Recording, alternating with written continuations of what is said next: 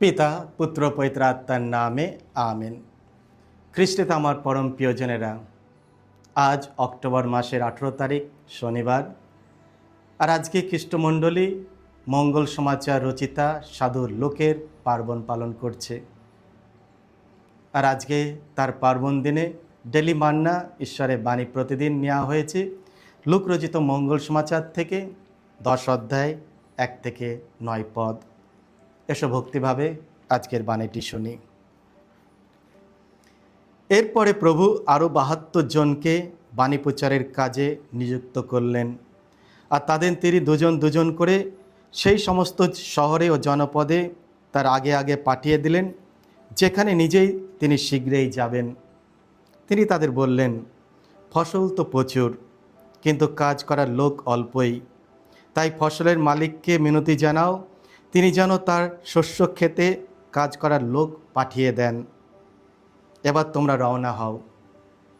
তবে একটা কথা মনে রেখো, তোমাদের আমি পাঠাচ্ছি যেন নেকড়ে দলের মেষশাবকের মতো। সঙ্গে তোমরা টাকার থলি বা ঝুলি বা জুতো নিও না। পথে কারোর সঙ্গে কুশল আলাপও করো না।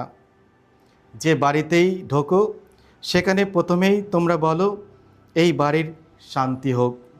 সেখানে শান্তি পাওয়ার যোগ্য যদি কেউ থাকে, তাহলে তোমাদের ওই শান্তি আশীর্বাদ তার ওপর গিয়ে অধিষ্ঠিত হবে। আর যদি যোগ্য কেউ না থাকে, তাহলে তোমাদের কাছে তা ফিরেই আসবে। তোমরা সবসময় একই বাড়িতে থেকো। তারা তোমাদের যা কিছু দেয় তোমরা তাই খেও, তাই পান করো। কেননা যে কর্মী তার মজুরি পাওয়ার অধিকার তো আছেই। তোমরা এ বাড়ি ও বাড়ি করো না।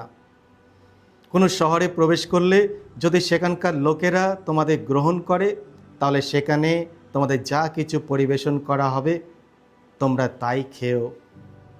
সেই জায়গার রোগীদের তোমরা সুস্থ করে তোলো, আর সকলকে বলো, ঐশ্বরাজ্য এখন তোমাদের খুব কাছেই।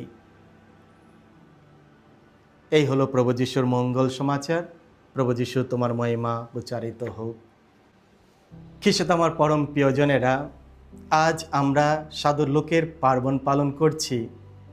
তিনি 4 জন সুসমাচার লেখকের মধ্যে একজন, যিনি বিশেষভাবে যিশুর জন্ম ও তার শৈশবের ঘটনাগুলি বিস্তারিতভাবে বর্ণনা করেছেন, যা অন্য কোনো সুসমাচার লেখক উল্লেখ করেননি।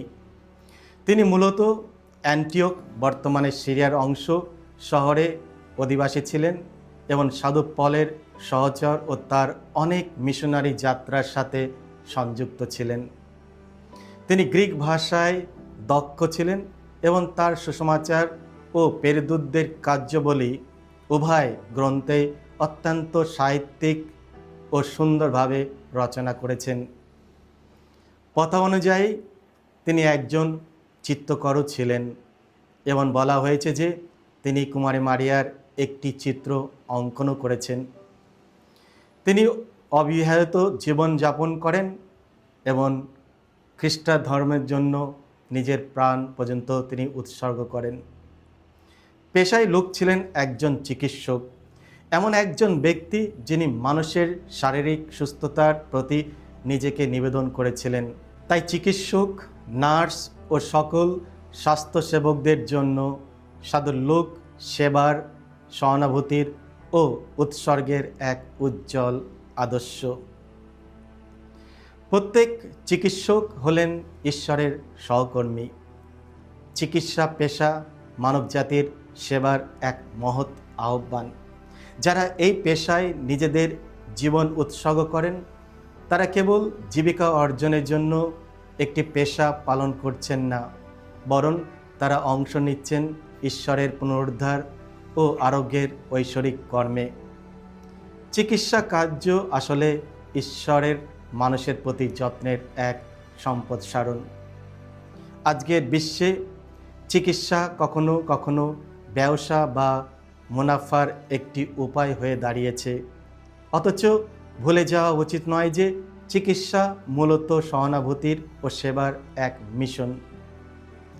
চিকিৎসক ও নার্সরা ডাকা হয়েছে ঈশ্বরের সহকর্মী হিসাবে দেহ ও আত্মার আরোগ্যের কাজে।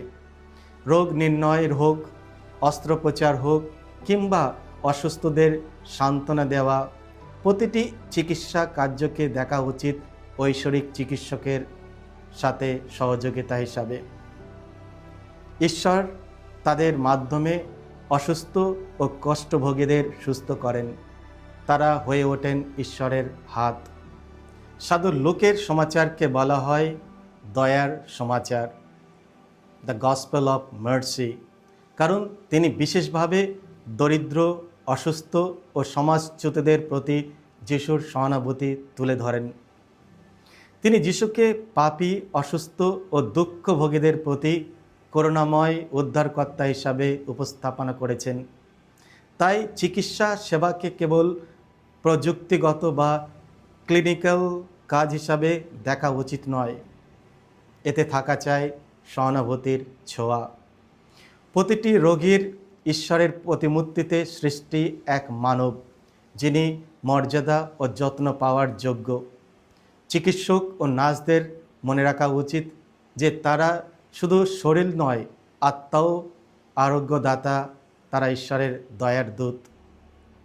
আজকের মঙ্গল সমাচারে আমরা শুনি যিশু ৭২ জন শিষ্যকে পাঠিয়েছিলেন অসুস্থদের আরোগ্য করার জন্য এবং ঈশ্বরের রাজ্যের সুসমাচার ঘোষণা করার জন্য। শারীরিক আরোগ্য আমাদের মনে করিয়ে দেয় চূড়ান্ত আরোগ্যের কথা, অর্থাৎ আত্মার পরিত্রাণ, যা কেবল খ্রিস্ট দিতে পারেন। যদিও চিকিৎসা বিজ্ঞান ও প্রযুক্তির ওপর নির্ভর করে, তবু এটি বিশ্বাসের দাবি রাখে, কারণ আরোগ্য কেবল ওষুধ থেকেই আসে না।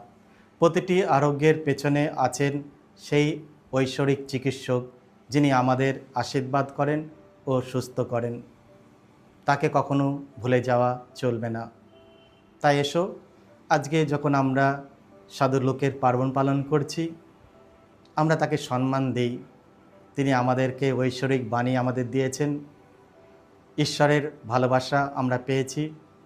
আমরা যেন সাধু লুকের মতো আদর্শ একজন মানুষ হয়ে উঠতে পারি এবং আমাদের এই প্যারিসে যেসব চিকিৎসক রয়েছে, নার্সরা রয়েছে, যারা সেবামূলক কাজ করছে, তাদের জন্য প্রার্থনা করি আজকে, যাতে সাধু লোকের মধ্যস্থতায় তারা যেন এই কাজটা এক সেবামূলক কাজ হিসাবে যেন চালিয়ে যেতে পারে।